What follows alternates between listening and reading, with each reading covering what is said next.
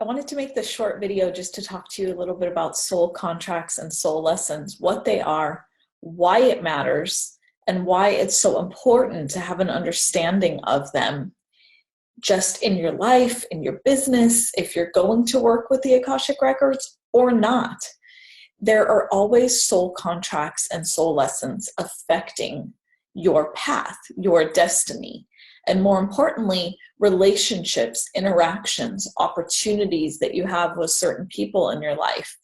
For instance, if you are married, you have a soul contract with the person that you are married to.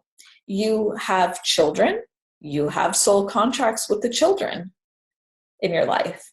And so those things are all governed by soul contracts, and soul contracts are registered, is the term we would use here on earth, right? They are located in your Akashic records. They're filed there. So if you have like a filing cabinet at your house right now, and that's where you keep all your contracts with certain vendors, etc., it's the same in the Akashic records. Now, the thing about soul contracts is they govern certain milestones that are going to happen in your life. Like I use the example, if you're married, right? That was already governed. That was destined to happen. That's why there's a soul contract for it.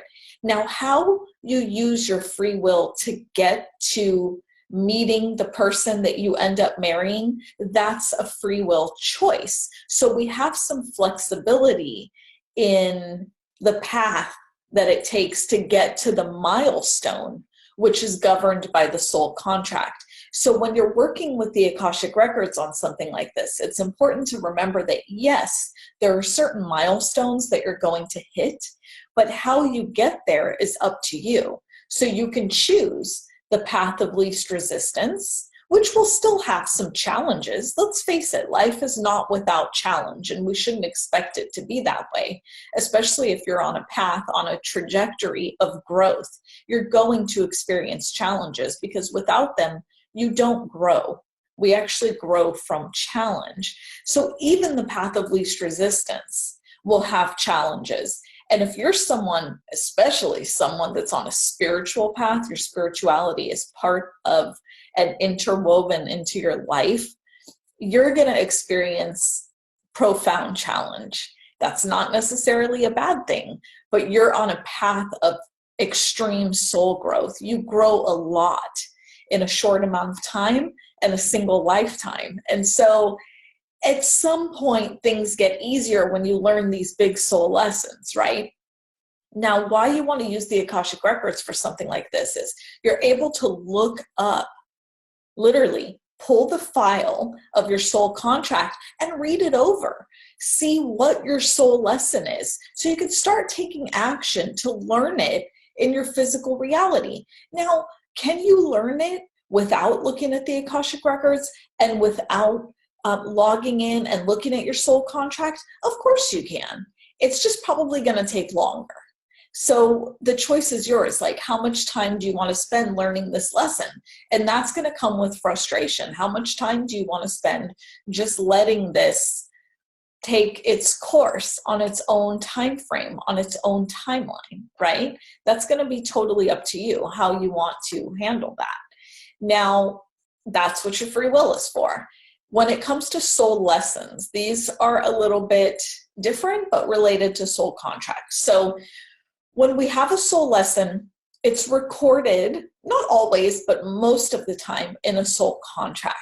So like I mentioned earlier, when you look up your soul contract, part of the contract is going to list all of your lessons, things you're going to learn as you engage in this soul contract. And that's an awesome thing.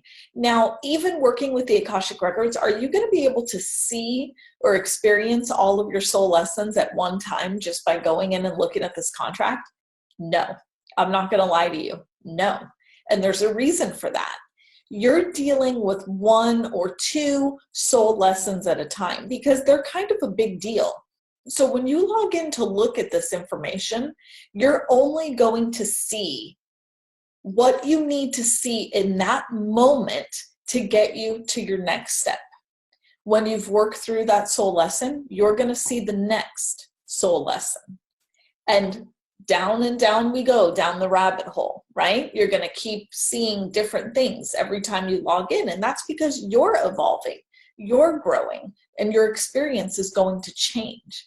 But the beautiful part about this is in that moment, you're going to get exactly what you need that's going to help you get to your next step. It doesn't matter what's 10 years down the road. What matters is what you're creating right now, because that's going to affect 10 years down the road. So when soul lessons are listed on these contracts, it might be something like when you're engaging with a certain person in your life and they're very challenging, you might have a soul lesson that this person is going to lie to you about something. It might say that in your contract, but what you're going to learn from it is that you need to trust that initial hunch. Maybe you denied how you felt when you first met them, and you went anyway, because if you're like most people, it's like, oh, I don't want to be mean. I don't want to say something that might offend them. And so you go on with it anyway, and you end up getting hurt. And you say to yourself, I should have trusted it. I felt that right when I met them. Boom, that's your soul lesson. And once you realize that and you have that awareness, it's like a download that comes into your body, and you go, okay, now I know I'm going to trust myself from now on. This is just happening naturally, right? But that's your lesson. And once you get it, that, oh my gosh, this is what's been blocking me. This is my lesson. It clears it out of your soul contract.